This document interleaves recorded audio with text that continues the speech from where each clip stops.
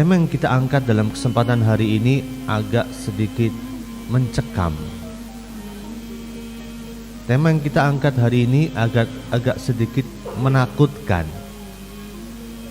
Jadi mungkin gak akan terlalu banyak tertawa sebagaimana kita sebelumnya. Karena sungguh ini termasuk bagian dari perkara yang harus kita pahami bersama dan kita ketahui bersama. Itu terkait dengan peristiwa-peristiwa yang terjadi setelah kita meninggalkan kehidupan dunia ini. Maka tema kita hari ini adalah tentang misteri alam kubur. Subhanallah. Ngeri gak kira-kira Bu? Pagi-pagi sudah dikasih cerita mengerikan. Misteri alam kubur. Kenapa kita mengatakannya sebagai sebuah misteri? Karena ini termasuk bagian dari salah satu perkara-perkara gaib. Tetapi perkara ini harus kita imani dengan sempurna. Perkara ini harus kita yakini dengan sebaik mungkin. Kita sebagai orang muslim, kita yakin kita hidup di dunia itu gak lama. Maka dulu orang tua kita sering ngasih pesan sama kita, Le, uripmu ning dunya mung mampir ngombe. Wahai anakku, hidupmu di dunia itu hanya numpang minum saja, sebentar sekali. Maka dari itulah kita sebagai orang yang beriman, kita percaya setelah kehidupan pasti ada kematian. Setelah kematian ada kenikmatan atau kesengsaraan di alam kubur. Setelah alam kubur ada kebangkitan. Setelah kebangkitan ada keabadian. Jadi kita hidup di dunia cuman sebentar saja. Sedangkan di akhirat nanti sifatnya kekal, abadi, selama-lamanya. Jadi orang yang merugi Bapak Ibu, orang yang rela menjual akhiratnya di dunia hanya untuk mendapatkan sekeping dari kehidupan dunia, itu rugi banget. Karena kita hidup di dunia gak lama. Sampai Rasulullah pernah menggambarkan, a'maru ummati ma baina sittin ila sab'in. Umur umatku itu secara umum hanya antara 60 sampai 70 tahun saja umurnya. Wa aqalluhum man yajuzzu dalik, dan sedikit dari mereka yang lebih dari itu. Kalau boleh saya bertanya di sini, yang di atas 70 banyak atau dikit kira-kira? Dikit. Karena orang yang di atas 60, di atas 70 ibaratnya sudah dapat bonus dari Allah Subhanahu wa taala.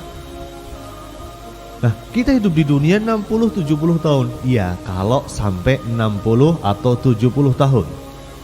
Ada nggak yang meninggal usia 20-an tahun? Ada. Ada nggak yang meninggal usia 30-an tahun? Ada. Ada nggak yang meninggal usia 40-an tahun? Ada. Ada nggak yang meninggal di usia balita? Ada. Di usia batita? Ada. Maka dari itulah gak jamin bahwa kita akan sampai usia 60 atau 70 tahun. Nah, di dunia ini kita cuman sebentar saja, gak lama. Setelah itu kita akan menghadapi kematian. Setelah kematian kita akan bicara tentang kebahagiaan dan kesengsaraan di alam kubur. Setelah itu kita bicara tentang kebangkitan di padang mahsyar. Setelah itu kita akan bicara tentang pertanggungjawaban. Setiap apa yang kita lakukan akan dimintai pertanggungjawaban. Setelah itu kita akan bicara tentang keabadian di dalam surga kelak. Subhanallah. Maka setelah dunia ini kita akan memasuki tahapan yang pertama, yaitu yang disebut dengan sebutan tahapan alam kubur. Dan kita sebut sebagai misteri alam kubur karena ini termasuk perkara-perkara gaib. Nah, terkait dengan pembahasan ini, Rasulullah SAW pernah berpesan kepada kita. Beliau SAW pernah menyebutkan, aksiru ad-dzikra hadimil laddat. Perbanyaklah untuk mengingat perkara-perkara yang bisa menghancurkan kenikmatan, yaitu mengingat kematian, mengingat kehidupan setelah kematian. Maka di riwayat yang lain Rasulullah pernah ditanya, ayyul mu'min aqyas, orang mukmin yang seperti apakah ya Rasulullah yang paling cerdas?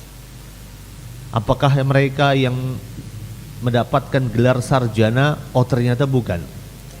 Apakah mereka yang sudah belajar sampai tingkat doktoral? Ternyata tidak. Apakah mereka yang sudah dapat gelar profesor? Ternyata bukan. Kata Rasulullah SAW, orang yang paling cerdas adalah aktsaruhum lil mauti dzikra, orang yang paling banyak mengingat kematian. Wa ahsanuhum lima ba'dahu istidadan, dan orang yang paling banyak mempersiapkan berbagai perkara untuk menghadapi kematian itu. Itu orang yang paling cerdas. Maka dari itu sejarah mencatat, kalau kita lihat sejarahnya para ulama itu dulu mereka sudah menyiapkan kain kafan mereka. Mereka bahkan sudah menyiapkan lubang yang akan dipakai mereka untuk dimakamkan satu hari kelak.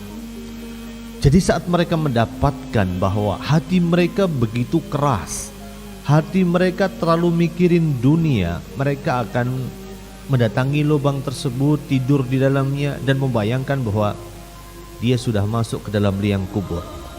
Itu termasuk cara untuk melembutkan hati kita. Terkadang hati kita begitu keras, begitu ngeyel, hati kita begitu membatunya, diomongin gak mempan, dikasih nasihat mental. Kenapa sebabnya? Karena kita sudah lalai terhadap kehidupan setelah kematian. Maka dari itu dalam pembahasan hari ini kita akan bahas agak sedikit serius. Dan insya Allah hari ini kita akan bicara tentang sebatas pada misteri alam kubur saja. Nah, di dalam pembahasan ini ada beberapa poin yang ingin saya tekankan. Poin yang pertama Bapak Ibu, mohon dicatat dengan baik. Poin yang pertama adalah ada sebuah kaidah. Setiap orang yang meninggal dunia, maka kaidahnya adalah yang nganterin 3, 2 akan kembali dan 1 akan tersisa. Sekali lagi, yang nganterin 3, 2 akan kembali dan 1 akan tersisa. Rasulullah SAW pernah menyebutkan, yatba'ul mayyita salasatun. Kalau orang meninggal dunia, mayat itu diikuti oleh 3. Kemudian Rasul menegaskan, fayarji'u isnani, dari 3 itu yang 2 akan kembali, wa yabqa ma'ahu wahidun, dan yang akan tersisa dengan dia, menemani dengan dia itu adalah 1 saja. Yang 2 kira-kira apa Bapak Ibu?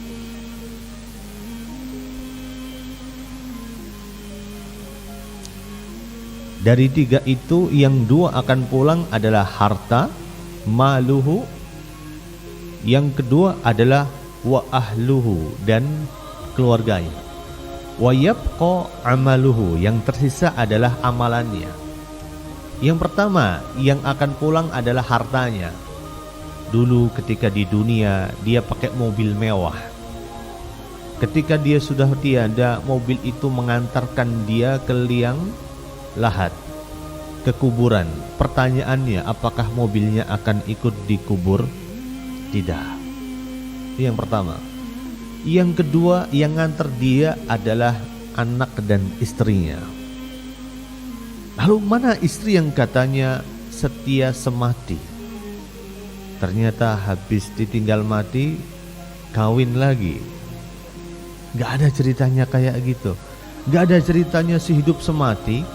Begitu suaminya meninggal dunia, apa istrinya ikut dikubur, mau gak kira-kira? Oh gak mau, dia sendiri aja. Maka dari itulah inilah dua yang akan kembali. Setelah itu kita akan dikuburkan di situ, dan hanya ada satu yang menemani diri kita, yaitu amalan-amalan kita. Nah, ketika Rasulullah SAW menyebutkan yatba'ul mayyit salasa, yang mengikuti mayat itu ada 3, maka di sini Imam Ibnu Hajar menyebutkan wahada ala yahada yaqa fil aglab. Ini terjadi pada kejadian-kejadian pada umumnya. Karena banyak orang-orang itu yang dikuburkan tidak didampingi oleh keluarganya, tidak diantar oleh hartanya. Kan mungkin meninggal di mana, di tempat yang tidak dikenal sama sekali sama orang-orang. Maka dia hanya disebutkan bahwa dia yang nganter hanya satu saja. Tapi kebanyakan dari kita, kalau kita meninggal dunia, yang nganter kita itu ada 3. Harta kita, keluarga kita, dan amalan kita.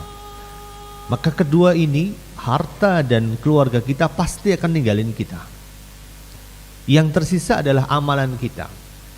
Maka pelajaran penting buat diri kita adalah kalau kita hidup di dunia, fokuslah untuk melakukan segala bentuk aktivitas yang bisa menambah teman kita di alam kubur nanti, yang bisa memperberat pundi-pundi amal soleh kita. Itu yang harus kita lakukan. Jadi yuk mulai hari ini kita mulai lebih dewasa dalam berpikir. Saat kita mau melangkahkan kaki kita ke suatu tempat, pertanyakan dalam diri kita, ini langkah saya ini akan membuat amal soleh saya semakin bertambah atau enggak? Saat kita buka HP misalnya, kita mau membuka aplikasi-aplikasi tertentu atau berbagai media sosial tertentu misalnya, kita pertanyakan dalam diri kita, ini aktivitas bisa menambah kebaikan saya atau tidak? Atau sebaliknya, atau justru ini bisa menambah keburukan saya di hadapan Allah Subhanahu wa Ta'ala? Mulailah kita mempertanyakan itu dalam diri kita. Jadi kita harus ingat betul, di suatu hari nanti kita akan ditinggalkan oleh semuanya. Yang setia sehidup semati bersama dengan kita selama-lamanya itu hanya amal soleh kita. Nah, ini poin yang pertama yang harus kita pahami bersama. Kemudian poin yang kedua terkait dengan misteri alam kubur ini adalah bahwa alam kubur itu kira-kira gelap atau terang? Gelap atau terang? Ya, bahwa amal kubur itu jelas. Kalau kita bicara terang, dari mana lampunya? Ya enggak ada lampu di situ. Maka kembali kepada hukum asal, alam kubur itu gelap. Pernah suatu hari Rasulullah SAW kehilangan seorang ibu-ibu tua yang biasa nyapuin masjid. Subhanallah. Ketika Rasulullah SAW suatu hari tidak melihat mana ibu yang biasa nyapu masjid itu, maka Rasulullah bertanya kepada para sahabat, di mana orang ini? Maka pada saat itu kemudian Rasulullah SAW mendapatkan jawaban, ternyata orang itu sudah meninggal dunia. Dan Rasulullah pada saat itu meminta ditunjukkan di mana kuburannya. Dan ketika Rasulullah sampai di kuburannya, Rasulullah SAW mengatakan, inna hadal kubur, bahwa kuburan ini mamlu'atun dulmatan, dipenuhi dengan kegelapan, ala ahlihi, kepada orang yang tinggal di dalamnya. Jadi kuburan itu memang gelap. Tetapi Rasulullah menegaskan sekali lagi, wa inna Allah azza wa jal, dan Allah subhanahu wa ta'ala yunawwiruha, meneranginya. Kepada siapa? Siapa yang akan diterangi kuburannya? Bisolati alaihim, yunawwiruha lahum bisolati alaihim. Maka kuburan itu diterangi dan bagi mereka dengan solatku terhadap mereka. Jadi subhanallah. Jadi hukum asalnya kuburan itu terang, kuburan itu gelap. Tetapi kemudian dia menerangi itu adalah suatu kebaikan-kebaikan, suatu doa-doa, suatu amalan-amalan. Maka tugas kita adalah menjadikan kuburan itu menjadi sesuatu yang terang. Bagaimana caranya? Kita harus mulai nabung amal saleh. Dan termasuk amal saleh yang tidak boleh kita lupakan adalah kita harus berjuang untuk mendidik anak kita. Jadi anak-anak yang saleh dan salehah, yang bisa doakan kita.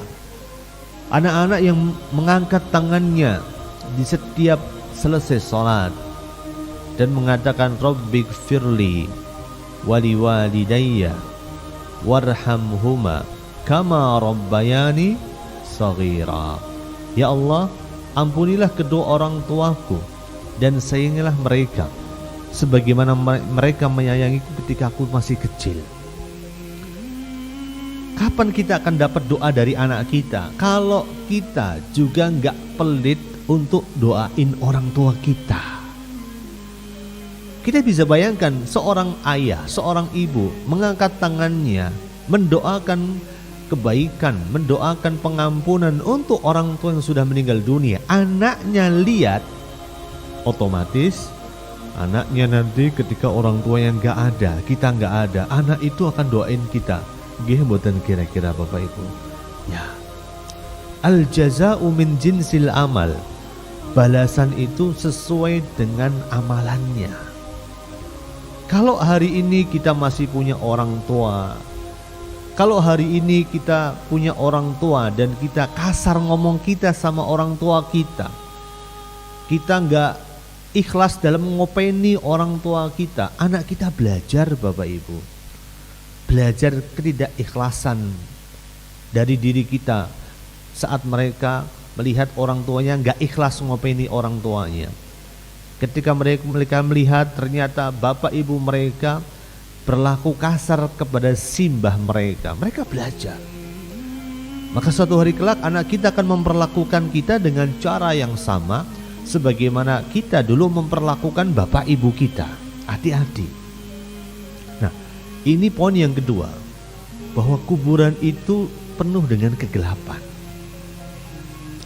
Kemudian poin yang ketiga adalah kalau kita bicara tentang sesuatu yang gelap, kita bicara tentang sesuatu yang seneng atau yang ngeri kira-kira. Ngeri. Kalau kita bicara sesuatu yang gelap, sesuatu yang ngeri, konotasinya macam-macam. Maka dari itu lebih ngeri mana? Mall atau kuburan kira-kira? Ngeri kuburan. Kenapa sebabnya? Karena gelap. Kalau mall kan terang benderang, lampunya Masya Allah.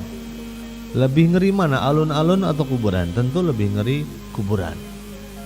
Maka karena kuburan itu adalah sesuatu yang gelap, luar dan dalam itu gelap, maka kuburan itu penuh dengan kengerian. Sampai suatu hari disebutkan oleh Hani radhiyallahu anhu, semoga Allah meridhoinya. Hani ini adalah bekas budaknya Utsman bin Affan. Jadi beliau sering bercerita tentang apa yang dilakukan oleh Utsman bin Affan, salah seorang sahabat Nabi yang mulia, khalifah yang ketiga setelah Umar bin Khattab. Hani ini menceritakan bahwa kana Utsman, dulu Utsman, idza waqafa ala qabrin, jikalau beliau melewati kuburan, beliau berhenti, maka beliau langsung baka, menangis. Jadi setiap beliau melewati kuburan, beliau langsung nangis di situ. Kemudian hatta yabulla lihiyatahu, sampai jenggotnya itu basah. Kita bisa bayangkan ya, nangis, lewer, kemudian turun ke bawah, jenggot itu basah sekali. Sampai kemudian Hani bertanya kepada Utsman, Tudkarul jannah wan nar falatabki. Wahai Utsman, ketika disebutkan surga, ketika disebutkan neraka, engkau tidak menangis. Watabki min hada, tetapi saat engkau melihat kuburan, engkau menangis. Maka pada saat itu Utsman mengatakan kejadiannya bersama dengan Rasulullah SAW. Utsman mengatakan, inna Rasulullah sallallahu alaihi wasallam qala, bahwa Rasulullah mengatakan, innal qabra, sesungguhnya kuburan, awwalu manzilin min manazilil akhirah, ini adalah tempat persinggahan pertama di alam akhirat. Lalu kemudian hubungannya bagaimana? Kata Rasul alaihi salatu wasallam, fa innaja, kalau seseorang itu berhasil sukses di alam kubur ini, fama ba'dahu aisaru minhu, maka setelahnya itu menjadi sesuatu yang gampang. Kalau orang bisa bahagia di kuburan, maka setelahnya menjadi sesuatu yang mudah. Tetapi wa illam yanju minhu, kalau orang itu tidak berhasil, tidak sukses di alam kubur itu, fama ba'dahu asyaddu minhu, maka setelahnya itu menjadi sesuatu yang berat. Kemudian Rasulullah mengatakan, ma ra'aitu mandaran qattu illal qabru afdha'u minhu, dan aku tidak pernah melihat ada pemandangan yang lebih menakutkan daripada alam kubur, kata Rasulullah sallallahu alaihi wasallam. Jadi yang ketiga yang harus kita catat adalah bahwa alam kubur itu sesuatu yang mengerikan. Mengerikan, kenapa dikatakan mengerikan? Bukan karena banyak genderuwonya, tidak. Bukan karena banyak kuntilanaknya atau jinnya, bukan. Karena alam kubur itu menjadi cermin. Nanti di akhirat kita bakal mau jadi kayak apa? Itu sudah kelihatan di alam kubur nanti. Kita bisa menerawangnya nanti kalau kita sudah melihat bagaimana kondisi kita di alam kubur nanti. Nah, ini poin yang ketiga. Alam kubur itu menakutkan. Menakutkan bukan karena gelapnya, bukan karena ada sesuatunya, tetapi ini menjadi cermin bagi diri kita. Kalau kita di alam kubur saja sudah diazab, na'udzubillahi min dzalik, maka di akhirat kelak kita juga akan mendapatkan azab yang sama. Tapi kalau di alam kubur kita mendapatkan nikmat yang besar dari Allah Subhanahu wa taala, maka kita di akhirat kelak juga akan dapat nikmat yang sama. Maka Bapak Ibu yang dimuliakan oleh Allah Subhanahu wa taala, ini poin yang ketiga yang harus kita ketahui bersama. Kemudian poin yang keempat yang harus kita ketahui bersama terkait dengan misteri alam kubur, bahwa ketika seseorang dimasukkan ke dalam alam kubur dan seluruh pelayat sudah meninggalkan diri kita, maka kejadian pertama yang pasti akan kita lalui adalah bahwa alam kubur itu, kuburan kita itu akan menyempit dan menghimpit diri kita. Jadi kayak diremes gitu, yang akan bisa mematahkan tulang-tulang kita, subhanallah. Dan setiap orang akan mengalami penyempitan itu. Sampai kemudian Rasulullah ketika menceritakan terkait dengan kejadiannya Sa'ad bin Mu'ad. Sa'ad bin Mu'ad ini sahabat Nabi yang bertakwa. Beliau mengalami penyempitan di alam kuburnya, kata Rasulullah SAW. Sampai kemudian ketika beliau ditekan di alam kuburnya, sampai Rasulullah menyebutkan, hadalladzi taharraqa lahu al-arsy, inilah yang membuat arsy itu bergerak, wa futihat lahu abwabus sama, dan pintu-pintu langit itu dibukakan untuk beliau karena mengalami penyempitan yang luar biasa. Nah, para ulama sepakat bahwa orang-orang kafir itu pasti akan dihimpit di alam kubur selama-lamanya. Jadi hancur sudah. Hancur badannya, hancur jiwanya, semua hancur. Dan kemudian ini yang pertama. Yang kedua, para nabi dan para rasul adalah orang yang tidak akan mengalami penyempitan di alam kubur. Jadi terkait dengan penyempitan ini ada 3 pembahasan yang akan kita bahas. Yang pertama, orang kafir itu dihimpit di dalam kuburnya. Yang kedua, para nabi dan para rasul itu selamat dari penghimpitan. Yang ketiga, orang-orang beriman pada umumnya. Maka orang-orang beriman pada umumnya akan mengalami penghimpitan. Seberapa lamakah? Maka seberapa besar kadar dosa dan maksiat yang dia lakukan. Semakin besar dosa dan maksiat yang dia kerjakan, maka semakin lama penghimpitan itu. Semakin sedikit dosa dan maksiat yang dilakukan, maka penghimpitan itu semakin sebentar. Tapi yang namanya penghimpitan itu pasti ada. Nah, jadi pertama kali kita masuk alam kubur, kemudian ditutup semuanya, semua pelayat sudah pergi, maka penghimpitan itu terjadi. Maka banyak kasus, banyak cerita. Ada orang sudah dikubur, baru berapa jam dibongkar lagi. Ternyata mayat itu sudah mengalami keadaan yang sudah berubah. Pakaiannya tercabik-cabik. Kemudian kondisinya mengenaskan. Ada yang mengenaskan, ada yang kondisinya masih luar biasa padahal sudah bertahun-tahun dikubur misalnya. Subhanallah. Ini poin yang keberapa Bapak Ibu? Yang ketiga. Alam kubur itu akan menyempit.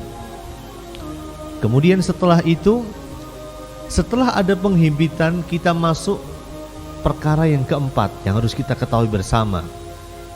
Setelah dihimpit, kita akan mendapatkan pertanyaan di alam kubur. Ya, kita akan ditanya, ada ujiannya. Ujiannya ada berapa soal kira-kira? Cuman 3 saja. Tapi belum tentu kita bisa menjawab 3 pertanyaan ini. Pertanyaan yang pertama adalah kita akan ditanya, Man Rabbuk? Siapa Tuhanmu? Pertanyaan yang kedua akan ditanya, Waman Nabiyuk? Siapa nabimu? Pertanyaan yang ketiga akan ditanya, Wama dinuk? Dan apa agamamu?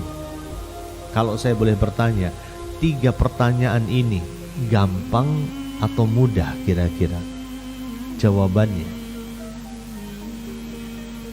Kalau kita disuruh jawab semua, ada yang nggak bisa jawab di sini? Semua bisa jawab.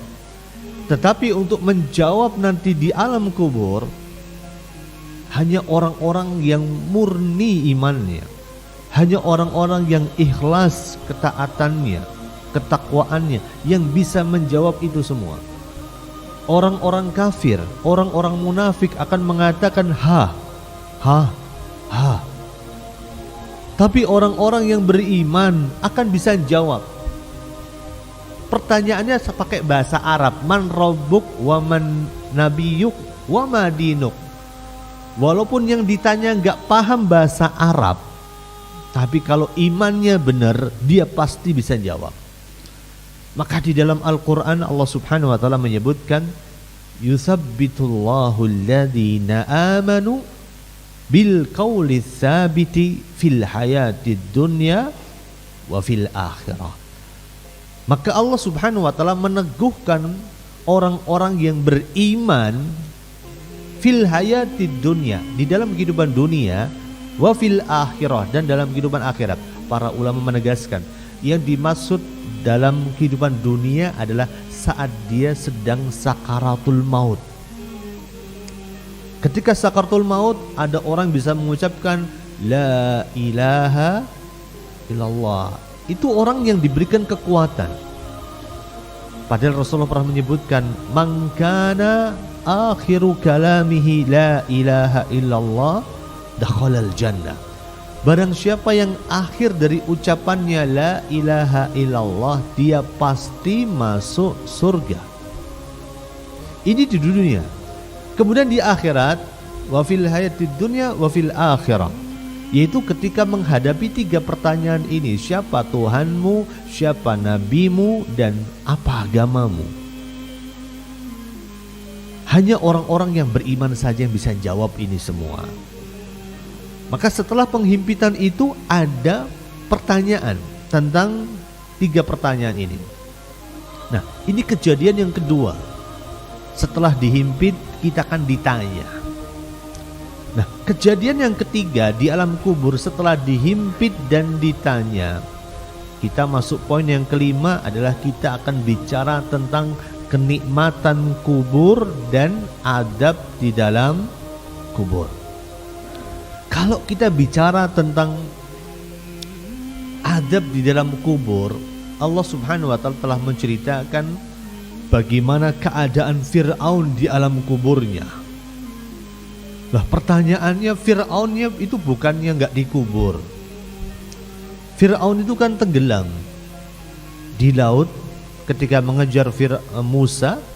Setelah itu jasadnya ditemukan ratusan atau ribuan abad setelahnya, dan setelah itu jasadnya masih bisa kita lihat sampai detik ini di Mesir, di sebuah museum di Mesir. Nah, apakah diadab juga? Iya, diadab. Sampai-sampai Allah menegaskan di dalam Al-Quran, An-naru yu'radu alaihi yu'raduna alaiha ghuduwa wa ashiya, bahwa neraka ditampakkan kepada Fir'aun itu sehari 2 kali, di waktu pagi dan di waktu sore hari. Masya Allah. Di sini menunjukkan bahwa adab setelah kematian, adab kubur itu benar-benar ada. Dan ditegaskan juga suatu hari Rasulullah SAW lagi berjalan. Ketika beliau berjalan, beliau melewati 2 buah kuburan. Beliau langsung berhenti di situ. Kemudian Rasulullah mengatakan, Inna sahib hadal qabrain yu'adzibani, bahwa kedua penghuni kubur ini sedang diadab oleh Allah Subhanahu wa Ta'ala. Pertanyaannya adalah, apakah Rasulullah tahu perkara yang gaib? Rasulullah tidak tahu perkara yang gaib, tetapi beliau mendapatkan wahyu dari Allah Subhanahu wa Ta'ala. Nah, Rasulullah SAW mengatakan, Inna sahib hadal qabr la yu'adziban, kedua penghuni kubur ini sedang diadab oleh Allah Subhanahu wa Ta'ala. Pertanyaannya, karena sebab apa mereka diadab sama Allah? Maka Rasulullah mengatakan, wa ma yu'adzibani fi kabirin, kedua penghuni kubur ini tidak diadab karena dosa-dosa yang gede. Ini diadab karena dosa yang mungkin banyak kita lakukan tiap hari. Amma ahaduhuma, salah satu di antara mereka, kana la yastatiru minal baul, dulu mereka saat buang air, buang air kecil itu tidak sempurna dalam beristinja. Ceboknya nggak sempurna, sehingga masih ada sisa air kencing yang nempel di alat kelaminnya dan nempel di pakaiannya. Kalau pakaian kita ada najisnya, pertanyaannya, sholat kita sah nggak kira-kira? Nggak sah. Nah, ini sebab adab kubur yang pertama. Yang kedua, wa amma ahaduhuma al-ukhra. Yang kedua, kata Rasulullah SAW, kana yamshi bin namimah. Dulu mereka itu suka mengadu domba. Adu domba berarti gimana Bapak Ibu? Punya wedus, punya domba, terus diadu gitu ya? Enggak. Adu domba itu namimah, memindahkan ucapan orang ke orang lain supaya timbul permusuhan. Itu namanya adu domba. Adu domba ini bukan akhlaknya orang muslim. Adu domba ini akhlaknya orang kafir. Maka kalau kita dulu di pelajaran sejarah, kita mengenal ada metodenya penjajah Londo dulu untuk menghancurkan perlawanan para pahlawan kita. Salah satu triknya adalah dengan metode divide et impera. Nggih mboten? Ya, adu domba intinya. Sehingga efek dari adu domba itu, kita sebagai orang Jawa, kita melihat kerajaan Mataram pecah jadi 2, Solo dan Jogja. Habis itu dipecah lagi, Solo jadi 2, Jogja jadi Dua, itu efek dari adu domba, mengerikan sekali.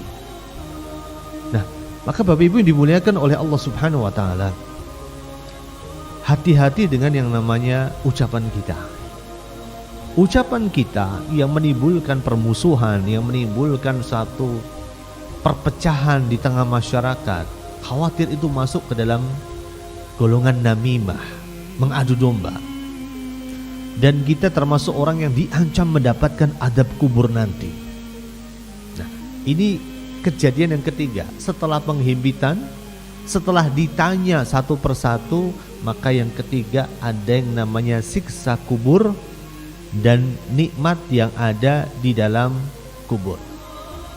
Kemudian selanjutnya yang terakhir adalah kalau kita tahu bahwa setelah kita memasuki alam kubur ada penghimpitan, ada pertanyaan dan ada siksa kubur, intinya adalah agar kita selamat. Di alam kubur itu apa yang harus kita lakukan? Intinya di sini. Kalau kita bicara tentang di alam kubur ada gini, ada gitu, maka setelah itu yang harus kita tanamkan adalah biar selamat gimana sih caranya? Nah, intinya di situ. Agar kita bisa selamat di alam kubur, ada beberapa amalan yang bisa kita lakukan. Yang pertama adalah kita punya kewajiban untuk menjaga amalan soleh kita dan amalan kebajikan kita. Dijaga betul. Dan suatu amalan dikatakan amal soleh kalau dua syarat ini terpenuhi. Yang pertama, amalan itu dikerjakan dengan ikhlas. Ikhlas itu artinya hanya mencari ridho Allah Subhanahu wa taala saja. Bapak Ibu sholat hanya cari ridho Allah. Bapak Ibu ngaji hanya cari ridho Allah. Bapak Ibu silaturahmi hanya cari ridho Allah. Masalah nanti pas pengajian dapat snack, pas pengajian dapat, saya tadi lihat ada sayur ya, dapat sayur, itu urusan belakangan. Tapi yang penting kita datang pengajian cari ridho Allah, cari cintanya Allah, ikhlaskan niat mencari surganya Allah Subhanahu wa taala saja. Ikhlas. Yang kedua adalah amalan itu dikatakan amal soleh kalau amalan itu sesuai dengan tuntunan Rasulullah Sallallahu Alaihi Wasallam. Tidak ditambah-tambahin, tidak dikurang-kurangin. Maka di dalam sebuah riwayat Rasulullah dengan tegas mengatakan, "Man amila amalan laisa lahu amruna fahuwa raddun." Barang siapa yang mengamalkan satu amalan yang tidak dicontohkan oleh kanjeng Nabi kita Muhammad alaihissalatu wassalam, maka amalan itu hukumnya adalah tertolak. Sholat yang wajib cuma 5, tapi kita mengatakan enggak 5, ada 6 atau 7 misalnya, maka yang 2 itu tertolak. Sholat subuh 2 rakaat, lalu kita mengatakan masuk subuh 2 rakaat, kan sekalian olahraga 4 rakaat aja, maka amalan itu tertolak juga. Segala amalan, amal yang dikatakan ibadah, kalau nggak pernah dicontohin kita lakukan, maka amalan itu tidak akan diterima di sisi Allah Subhanahu wa taala. Walaupun kita ikhlas, walaupun sampai gelar teratak di alun-alun misalnya, untuk merayakan suatu amalan tertentu atau melakukan amalan tertentu, maka nggak akan diterima sama Allah Subhanahu wa taala. Ini yang pertama. Agar kita selamat dari adab kubur, perbaiki amalan ibadah kita. Perbaiki niatnya, ikhlasnya, perbaiki tata caranya. Sallu kama ra'aitumuni usolli. Lihatlah, salatlah kalian sebagaimana kalian melihat aku salat. Khudu anni manasikakum. Ambillah dariku manasik kalian. Artinya kalau kita mau haji, mau umroh, harus sesuai dengan tuntunan Rasulullah SAW. Nah, ini poin yang pertama.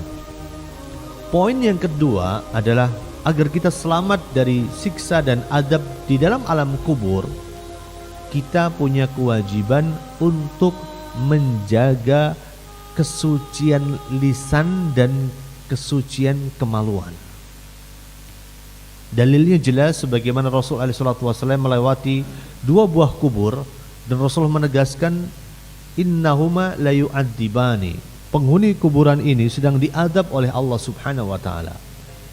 Yang pertama, tidak menjaga kesucian kelaminnya. Habis buang air gak dibersihkan. Yang kedua, tidak menjaga kesucian lisannya, sukanya mengadu domba, sukanya memecah belah, sukanya menghasut orang lain. Hati-hati. Ini kita sedang bicara tentang menjaga kesucian kelamin ketika membuang air gak dibersihkan dengan sempurna. Lalu bagaimana dengan orang yang waliyadzubillah berzina, melakukan homoseksual dan sebagainya? Maka lebih ngeri lagi adabnya. Ini tugas kita untuk mewanti-wanti anak kita. Karena insya Allah yang di sini sudah pada punya anak, maka kita punya tugas agar anak kita juga bisa menjaga kesucian lisan dan kesucian kemaluannya, agar selamat dari adab kubur. Kemudian yang ketiga adalah amalan yang bisa kita lakukan untuk terhindar dari adab kubur. Kita itu diantaranya sebagaimana dalam sebuah riwayat dan disebutkan oleh Syekh Albani di dalam As-Sahihah, adalah riwayat yang sahih, adalah membaca surat Al-Mulk. Tabarakalladzi biyadihil mulku wa huwa ala kulli syai'in qadir. Rasulullah pernah menyebutkan hiya al-mani'ah. Surat Al-Mulk dikatakan penghalang, artinya penghalang dari adab kubur. Hiya al-munjiyah. Surat Al-Mulk dikatakan sebagai penyelamat dari adab kubur. Dan riwayatnya adalah riwayat yang sahih sebagaimana disebutkan oleh Syekh Albani. Kemudian amalan yang terakhir, yang keempat, yang dengan ini kita akhiri kajian kita dan kita lanjutkan dengan tanya jawab, adalah tentunya dengan memperbanyak doa. Dan doa ini kita baca, tidak pernah kita lepaskan satu hari tanpa membaca doa ini. Kita baca doa ini paling enggak dalam sehari semalam itu minimal 5 kali. Doa minta dijauhkan dari 4 perkara. Ketika kita sholat, kita ingat gak kira-kira kita minta berlindung dari 4 perkara. Allahumma inni a'udzubika min adabi jahannam. Ya Allah, aku berlindung kepadamu dari siksa neraka jahannam. Wa a'udzubika min adabil qabri. Ya, sadar intinya kita lagi minta apa. Dan diantara yang kita minta adalah dijauhkan dari dahsyatnya kehidupan setelah kematian. Ada penghimpitan, ada pertanyaan, ada siksa dan adab. Maka dari itulah banyaklah meminta kepada Allah Subhanahu wa taala, semoga kita termasuk orang yang ketika hidup di dunia diberikan taufik dan hidayah, diberikan keistiqomahan, diberikan husnul khatimah. Banyaklah meminta kepada Allah Subhanahu wa taala, semoga kita setelah kita tiada dan meninggal dunia, maka kita termasuk orang-orang yang diberikan keselamatan di alam kubur kita. Semoga Allah Subhanahu wa taala menjadikan alam kubur kita sebagai raudhatun min riyadil jannah, satu di antara taman-taman surga yang Allah Azza wa Jalla berikan kepada kita. Hanya kepada Allah Subhanahu wa taala kita memohon taufik, dan hanya kepada Allah Subhanahu wa taala kita memohon hidayah. Sallallahu wasallim wa barik ala Sayyidina Muhammadin wa ala alihi wa ashabi ajma'in walhamdulillahi rabbil alamin. Monggo silahkan kita lanjutkan dengan sesi tanya jawab, insyaallah. Monggo Bapak Ibu, apabila ada pertanyaan.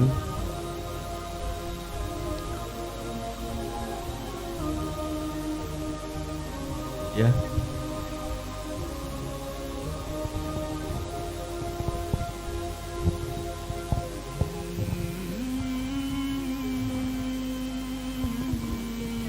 Assalamualaikum warahmatullahi wabarakatuh.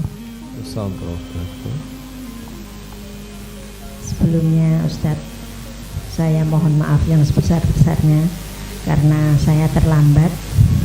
Yang pertama akan saya tanyakan judul kajian pagi ini apa.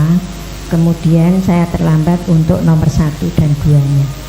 Mohon untuk diulangi dan sekali lagi mohon maaf yang sebesar-besarnya. Assalamualaikum warahmatullahi wabarakatuh.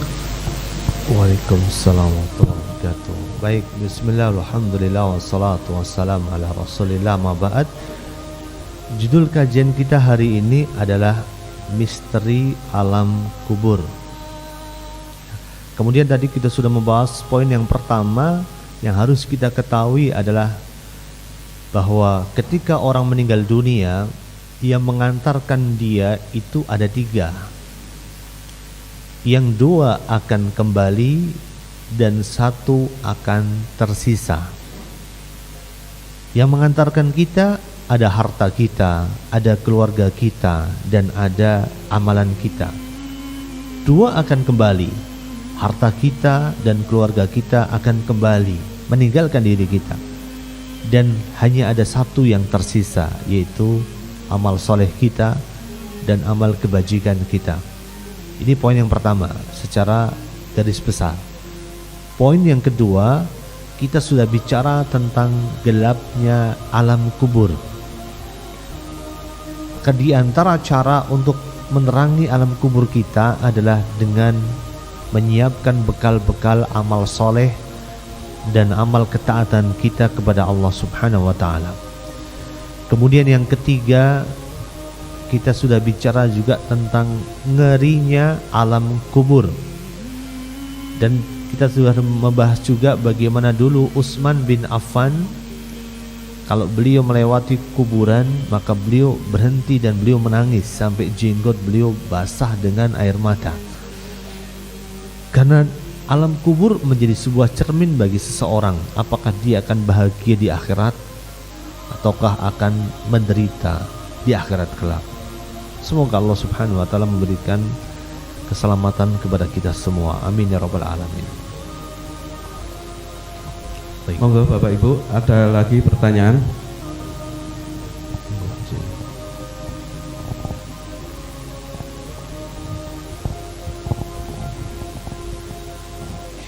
Terima kasih. Bismillah. Assalamualaikum warahmatullahi wabarakatuh.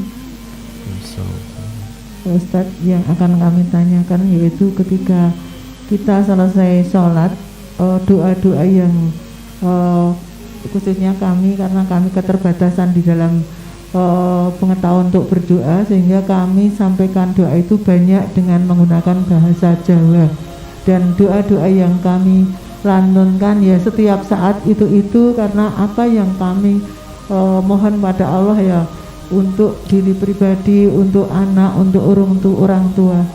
Apakah hal itu dibetulkan untuk berdoa dengan bahasa Jawa yang kami kuasai atau yang kami bisa? Terima kasih. Jazakumullah. Assalamualaikum warahmatullahi wabarakatuh. Baik. Waalaikumsalam warahmatullahi wabarakatuh. Bismillah, alhamdulillah, wassalatu wassalamu ala rasulillah, ma ba'd. Bapak Ibu yang dimuliakan oleh Allah Subhanahu wa ta'ala, di dalam Al-Quranul Karim Allah Subhanahu wa ta'ala banyak menyebutkan doa-doa. Doa para nabi, doa para rasul, doanya Nabi Ibrahim, doanya Nabi Zakaria, doanya Nabi Musa, doanya ibadur Rahman misalnya. Di dalam hadis-hadis Nabi juga Rasulullah juga banyak berdoa. Maka di antara bentuk doa yang terbaik adalah kita berdoa dengan doa-doa yang telah disebutkan oleh Allah di dalam Al-Quran, dan juga doa-doa yang telah disebutkan dan dicontohkan Rasulullah di dalam hadis-hadis beliau. Itu jenis doa yang terbaik. Karena doa itu, kenapa saya katakan terbaik? Karena doa itu juga pernah diucapkan oleh lisan-lisan terbaik, yaitu lisannya para nabi dan lisannya para rasul. Dan doa itu juga terbukti dikabulkan oleh Allah, mujarab. Ketika Nabi Ibrahim pernah berdoa, Rabbij'al hada balada amina, ya Allah, jadikanlah negeri ini, kota Mekah, sebagai tempat yang aman. Dikabulkan gak sama Allah kira-kira? Dikabulkan. Warzuq ahlahu minas samarat, dan Berilah rezeki kepada orang-orang yang tinggal di dalamnya dengan berbagai jenis buah-buahan. Dikabulkan nggak sama Allah? Dikabulkan. Kalau kita boleh jujur, di Mekah kalau ditanami duren, tumbuh nggak kira-kira? Nggak tumbuh. Tapi ada nggak duren di sana? Ada. Harganya sama dengan harga emas. Mahal. Kalau kita boleh jujur, di Mekah itu ada rambutan nggak? Ada pohon rambutan nggak? Bisa tanamin rambutan nggak? Tapi rambutan Sleman bisa sampai sana. Di Mekah bisa tanamin pisang nggak? Nggak ada. Tapi pisang dijual di sana. Di Mekah bisa tanamin kangkung nggak? Tapi nyari kangkung di sana ada. Bayangkan, ini bagian dari dikabulkannya doa Nabi Ibrahim alaihissalatu wassalam. Maka doa yang terbaik, kita berdoa dengan lafaz-lafaz yang Allah sebutkan di dalam Al-Quran dan lafaz-lafaz yang diajarkan Rasulullah di dalam hadis-hadis beliau. Bagaimana jikalau kita berdoa dengan doa bahasa kita, bahasa Indonesia, bahasa Jawa, bahasa Bugis, bahasa Melayu, bahasa Sunda, maka hukumnya adalah boleh. Karena intinya doa itu adalah kita memohon, bersandar, mengakui kelemahan diri kita dan mengakui kebesaran Allah Subhanahu wa taala. Kita nggak bisa hidup tanpa Allah. Kita bergantung hanya kepada Allah. Kita hanya meminta kepada Allah. Boleh, silahkan. Dan semoga Allah Subhanahu wa taala mengabulkan doa-doa kita semuanya. Amin ya rabbal alamin. Sabun. Ada lagi? Silakan. Ada lagi Bapak Ibu, monggo.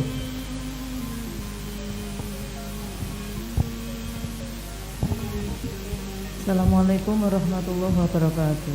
Waalaikumsalam warahmatullahi wabarakatuh.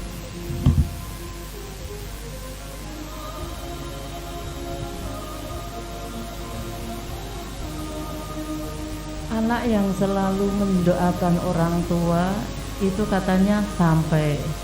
Tapi gimana seandainya orang yang tidak punya anak? Seandainya istri atau suami yang mendoakan